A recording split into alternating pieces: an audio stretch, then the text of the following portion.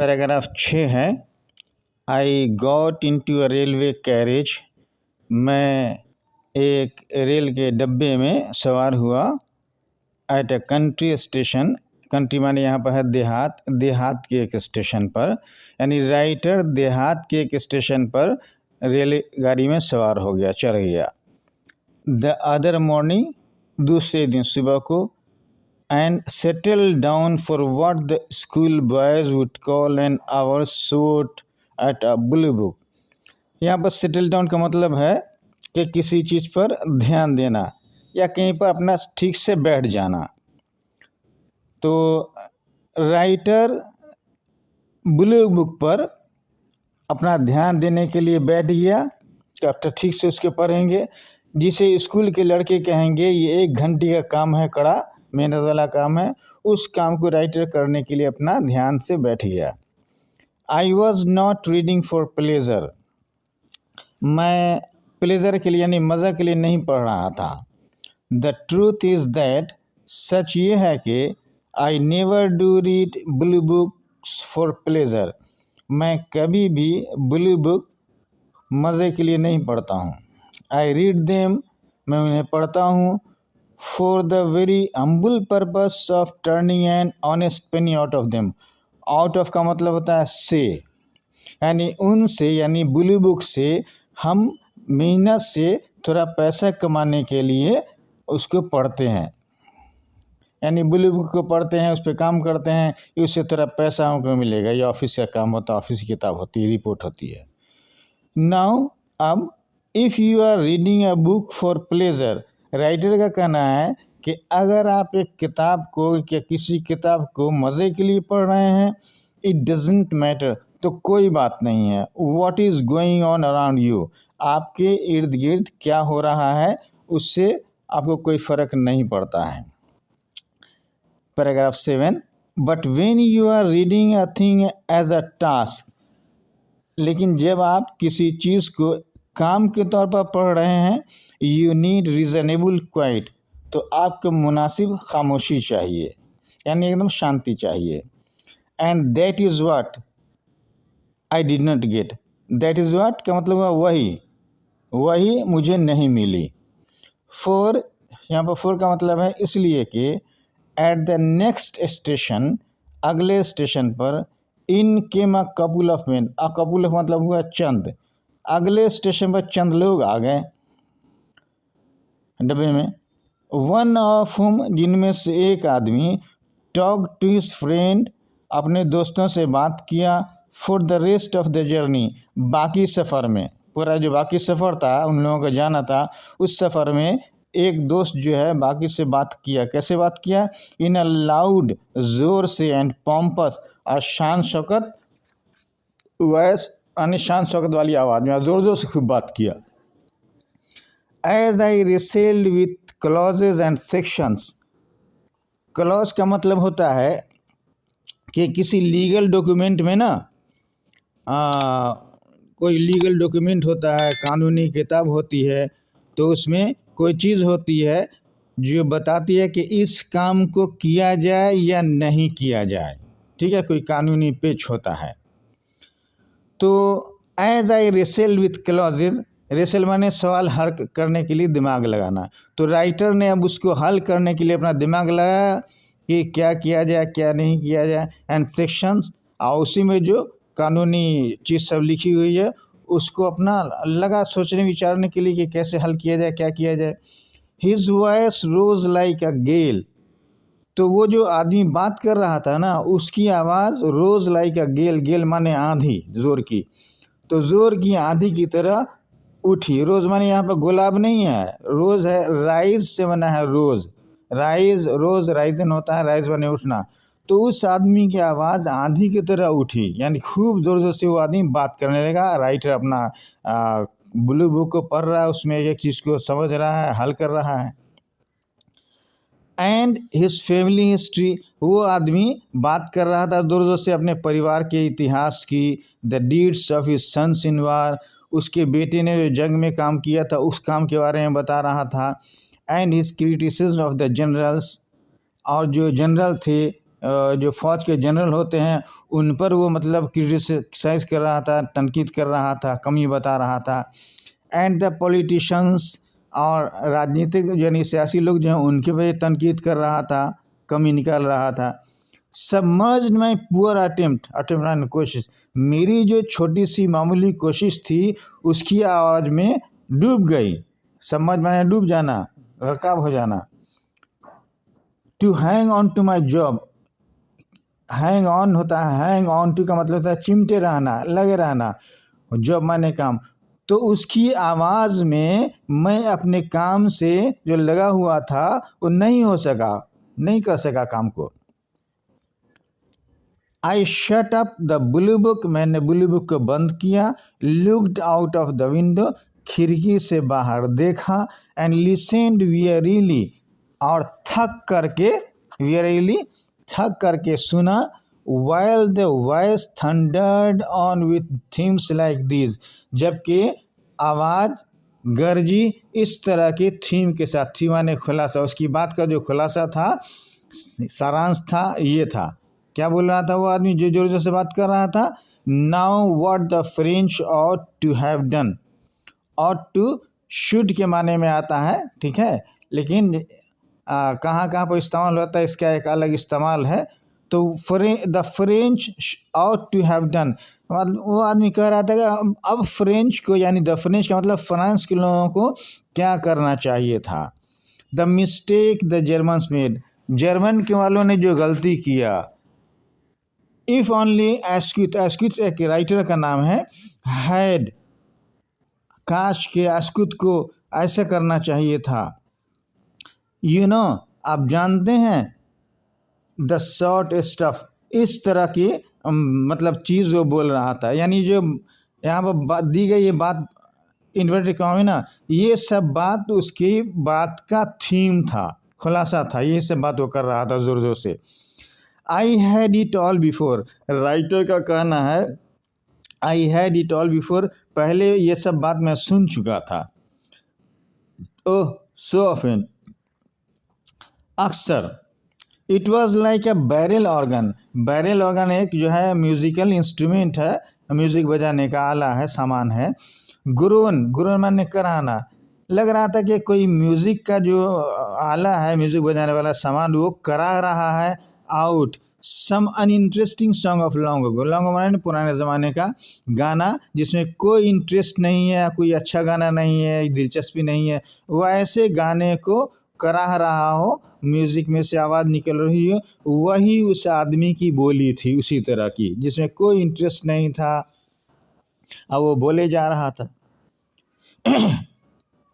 Paragraph 8, if I had asked him to be good enough to talk in a lower tone, अगर मैं उस आदमी से कहे होता कि आप धीमे स्वर में बात कीजिए।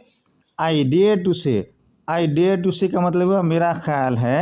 ही वुड हैव थॉट, वो सोचे होता, I was a very rude fellow, मैं एक बहुत ही गंवार आदमी, जाहिल आदमी हूँ। It did not occur to him, उसको ये ख्याल नहीं हुआ दैट के anybody could have anything better, कि किसी आदमी के पास कोई बेहतर काम होगा टू डू, करने के लिए, then to listen to him, उसको सुनने के बजाय। यानी उस आदमी को ये ख्याल नहीं आया कि उसकी बात को सुनने के बजाय किसी के पास उससे अच्छा काम होगा करने के लिए। And I have no doubt, और राइटर का कहना है कि आई हैव नो डाउट, मुझे कोई शक नहीं है कि ही लेफ्ट द कैरेज, वो सवारी से यानी गाड़ी से उतरा, गाड़ी से उतर के गया, कन्विंस्ड, संतुष्ट होकर के, that everybody in it had, कि गाड़ी में जितने लोग बैठे थे हर आदमी, थैंक्स टू हिम, उसके कारण, थैंक्स टू माने के कारण, उसके कारण, had a very illuminating journey, यानी वो ये सोच के गाड़ी से गया कि उसकी वजह से गाड़ी में बैठे हर आदमी का जो सफ़र था इल्यूमिनेटिंग था, यानी एकदम रोशन हो गया, सबका सफ़र अच्छा रहा। अ रीज़नेबल कंसिडरेशन, अब राइटर यहाँ पे अपनी बात कह रहा है। अ रीज़नेबल कंसिडरेशन, एक मुनासिब सोच, गौर, फॉर द राइट्स और फीलिंग्स ऑफ अदर्स, दूसरों के अधिकार और एहसास के लिए, is the foundation of social conduct, समाजी व्यवहार का बुनियाद है। यानी दूसरों के अधिकार का आप ख्याल रखते हैं, दूसरों के हिसाब का ख्याल रखते हैं, तो यही चीज़ है जो समाजी व्यवहार की बुनियाद है। पैराग्राफ 9, अगर आपने हमारे चैनल को सब्सक्राइब नहीं किया है तो सब्सक्राइब कर दीजिएगा। आई बिलीव दैट, मैं मानता हूँ कि, मेरा विश्वास है कि the rights of small people, छोटे छोटे लोगों के जो हुकूक हैं, अधिकार हैं, एंड क्वाइट पीपुल, और वो लोग जो क्वाइट हैं, बोलते नहीं हैं, चुप रहते हैं, उनके जो अधिकार हैं, are as important to preserve, उनकी हिफाजत करना इतना ही अहम है, as the rights of small nationalities, जितना कि छोटी छोटी कौम के अधिकार की रक्षा करना, हिफाजत करना। When I hear the aggressive bullying, जब मैं सुनता हूँ झगड़े वाली बुलिंग माने कि होता है धमकाना, डराना धमकाना, हॉर्न यानी ऐसा हॉर्न जो आदमी बजाता रहता है, उससे डर लगता है झगड़ा हो रहा हो जाएगा। तो ये जो झगड़े वाला, डराने वाला, झगड़ालू हॉर्न सुनते हैं गाड़ी का, विच सम मोटरिस्ट, जो कुछ मोटर चलाने वाले चालक डेलिबरेटली, जानबूझकर के यूज़, इस्तेमाल करते हैं। यानी कभी कभी गाड़ी वाला ऐसा करेगा कि हॉर्न बजाता रहेगा, पों पों पों करके आदमी डर जाएगा, और कुछ मोटर वाले ऐसा करते हैं जानबूझ करके। आई कन्फेस दैट, तो मैं मानता हूँ कि I feel something boiling up in me, तो मैं मानता हूँ कि मुझे ऐसा होता है, मैं महसूस करता हूँ कि मेरे अंदर कोई चीज़ बॉयल हो रही है, यानी उबल रही है। Which is very like what I felt, जो उसी तरह है जैसा कि मैंने महसूस किया व्हेन जर्मनी केम ट्रैपलिंग, जब जर्मनी कुचलता हुआ आया, like a bully over Belgium, Belgium को कुचलता हुआ आया। ठीक है। बाय व्हाट राइट, किस अधिकार से, माय डियर सर, जनाब, सर माने जनाब, तो माय डियर सर, जनाब, do you go along our highway, my dear sir, किसी आदमी को बहुत अच्छा से बोलते हैं तो माय डियर सर बोलते हैं, तो अदब करते हैं। तो किस अधिकार से जनाब, do you go along our highway, आप हमारे रोड होकर के जाते हैं, अटरिंग, बरबराते हुए, दैट हाइडियस कर्ज, वो जो लानत वाली घिनौनी चीज़ है, घिनौनी लानत है, ऑन ऑल, उन सब पर, हु इम्पीड योर पाथ, जो आपके रास्ते में आ जाते हैं। मतलब ये हुआ कि जब कोई आदमी गाड़ी चलाता हुआ जाता है तो राइटर कह रहा है कि आपको किसने अधिकार दिया है कि आपके रास्ते में जो कोई आए इस तरह का आप घिनौना हॉर्न बजाते हुए चले जाइए। Can not you announce your coming, क्या आप अपने आने का ऐलान नहीं कर सकते हैं, लाइक अ जेंटलमैन, एक भले आदमी की तरह। Can not you take your turn, क्या आप अपनी बारी नहीं ले सकते, यानी अपनी बारी का इंतजार नहीं कर सकते कि जब आपकी बारी हो तब आएगा 10। And there is the more harmless person, और यहाँ पर देर का कोई मतलब नहीं है, और भी बेज़रर यानी आदमी है जो, यानी ऐसा आदमी जो नुकसान नहीं पहुँचाता है, who has bought a very blatant gramophone, जिसने एक उद्यम मचाने वाला ग्रामोफोन खरीद लिया है। ग्रामोफोन होती है थी पहले एक मशीन होती थी, इसमें रिकॉर्ड रख देते थे, गाना बजता था, आवाज़ निकलती थी उसमें से गाने की। ऑन संडे आफ्टरनून, यानी एक आदमी है जिसने ग्रामोफोन खरीदा है, आज संडे आफ्टरनून, इतवार की दोपहर को, सेट्स द थिंग्स गोइंग, उसको चालू कर देता है। ओपन्स द विंडोज, खिड़की खोलता है, एंड फिल्स द स्ट्रीट, गलियों को भर देता है, गली को भर देता है। किस चीज़ से, keep the home fires burning, यानी उस टाइम ये गाना था अंग्रेजी का, तो यही गाना बजा देता है, आप पूरे गली में ये इस गाने की आवाज़ जाती रहती है। और सम सिमिलर बैनिलिटी, या इसी तरह की चीज़ जो है बैनिलिटी, मामूली चीज़ जिसमें कोई इंटरेस्ट लोगों का नहीं है। What are the right limits of social behavior in a matter of this sort? What are the right limits of social behavior in a matter of this sort? इस तरह की चीज़ों में समाजी व्यवहार की सही हदें क्या हैं, राइटर पूछ रहा है। Let us take the trombone as an illustration. Illustration कहते हैं मिसाल को, उदाहरण को। हम लोग मिसाल के तौर पर ट्रम्बोन ले लें, इसकी मिसाल ले लें। फिर हैज़लिट, ये हैज़लिट कौन है, ये विलियम हैज़लिट नाम है, जो विलियम हैजलिट नाम है, उसको राइटर ने सिर्फ हैजलिट लिखा है, राइटर का नाम है। Hazlitt said that a man who wanted to learn that fearsome instrument, Hazlitt ने कहा कि कोई आदमी जो उस तरह के खौफनाक आले को इंस्ट्रूमेंट को सीखना चाहता था, was entitled to learn it in his house, उसे इस चीज़ को अपने घर में सीखने का अधिकार, हक था। Even though he was a nuisance, यहाँ तक कि वो एक तकलीफदेह आदमी था, टू हिज नेबर, अपने पड़ोसी के लिए। But it was his business, लेकिन ये उसका काम था, to make the nuisance as light as possible, लेकिन तकलीफ को जितना हो सके कम करे, जितना मुमकिन हो कम करे, ये उसका काम था। He must practice in the attic, attic माने कहते हैं छत के ऊपर का हिस्सा, तो उसको यानी ये जो म्यूज़िक का ट्रम्बोन है आला, अपने छत के ऊपर बजाना चाहिए। मकान की जो पहले बना होता था पुराने ज़माने, एटिक होता था छत का ऊपर का हिस्सा, तो अपना ऊपर जाके बजाए। एंड शट द विंडो, खिड़की को बंद कर दे। He had no right to sit in his front room, उसे अपने रूम के सामने बैठने का कोई हक नहीं है। ओपन द विंडो, खिड़की खोलने का हक नहीं है।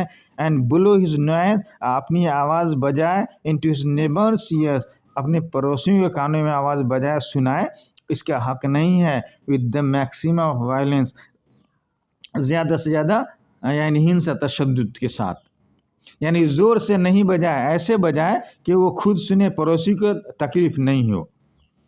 And so with the gramophone, यही चीज़ ग्रामाफोन के साथ भी, यानी ग्रामाफोन जो बजाते हैं रिकॉर्डिंग, उसको भी इतना ज़ोर से बजाइए कि आप सुने, पड़ोसी को तकलीफ नहीं हो ज़्यादा।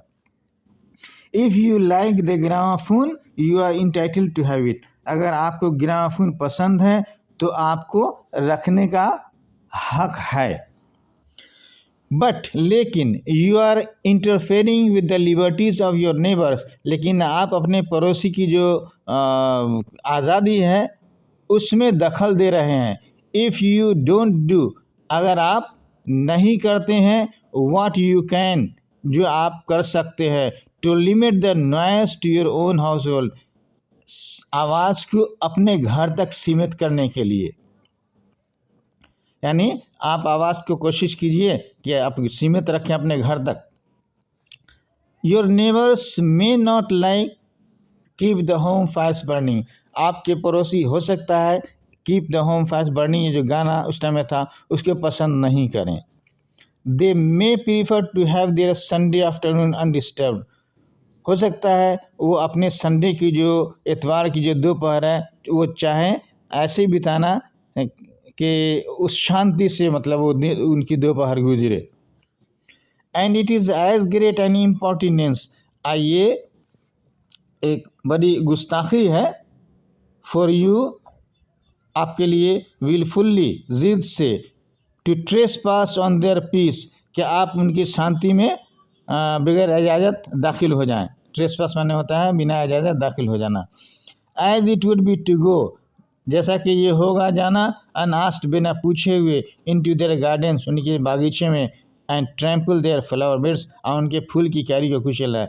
यानी आप, मतलब यहाँ पर राइटर कहना चाहता है कि आपका पड़ोसी तरजीह दे सकता है कि संडे के दिन दोपहर को चैन से वो सोए, और ये उतनी ही बड़ी गुस्ताखी होगी आपके लिए कि जिद से आप उनकी शांति में दखल दे रहे हैं। फुलवारी में बगैर पूछे हुए चले जाता है, आप पाँव से उसको कुचल देता है, तो ऐसे ही उनकी जो शांति है उसको कुचलना हो गया आपका, अगर आप उनकी गाना बजाते हैं इस तरीके से। तो I suppose the fact is that, मैं मानता हूँ कि हकीकत यह है कि we can be neither complete anarchist, हम न तो पूरे तौर पर एनार्किस्ट हो सकते हैं, एनार्किस्ट कहते हैं उसको जो पूरी आज़ादी चाहता है, नॉर कंप्लीट सोशलिस्ट, सोशलिस्ट कहते हैं जो कानून नियम का समाज में पालन करता है। तो न तो हम पूरे तौर पर एनार्किस्ट हो सकते हैं, न पूरे तौर पर सोशलिस्ट हो सकते हैं। इन दिस कम्प्लेक्स वर्ल्ड, इस कम्प्लेक्स यानी पेचीदा दुनिया में, और rather we must be A judicious, judicious कहते हैं मुदब्बिराना, अच्छी समझ बूझ वाला, मिक्सचर ऑफ बोथ, बल्कि हमको होना चाहिए दोनों का एक अच्छा मिक्सचर होना चाहिए, जिसमें दोनों चीज़ मिली हुई है समझ बूझ की। We have both liberties to preserve, हमें दोनों आज़ादियों को बचाना है, कि रक्षा हिफाजत करना है। और इंडिविजुअल लिबर्टी, हमारी जो अपनी इंडिविजुअल यानी इनफरादी व्यक्तिगत आज़ादी है उसको भी बचाना है। एंड और सोशल लिबर्टी, समाजी आज़ादी को ही बचाना है। It is in the small matters of conduct. अब राइटर, ये 12 पैराग्राफ चल रहा है, इसमें राइटर कहता है कि it is in the small matters of conduct conduct माने तरीका, व्यवहार। तो ये जो व्यवहार का छोटा छोटा तरीका है, छोटी छोटी बातें हैं ना, उसी में है। In the observance of the rule of the road, road पर जो का जो नियम है उस पर अमल करने में है। दैट के we pass judgement upon ourselves, कि हम अपने ऊपर फैसला सुनाते हैं। And declare that we are civilised, ये बताते हैं कि हम महज़ब हैं, सभ्य हैं, और अनसिविलाइज्ड या असभ्य हैं। The great moments of heroism, बहादुरी के जो बड़े बड़े लम्हात हैं, क्षण हैं। एंड सेक्रीफाइस, और कुर्बानी के, आर रेयर, बहुत कम है। यानी बहादुरी दिखाने का और कुर्बानी देने का जो लम्हा होता है, क्षण होता है बड़ा बड़ा, ये बहुत कम होता है।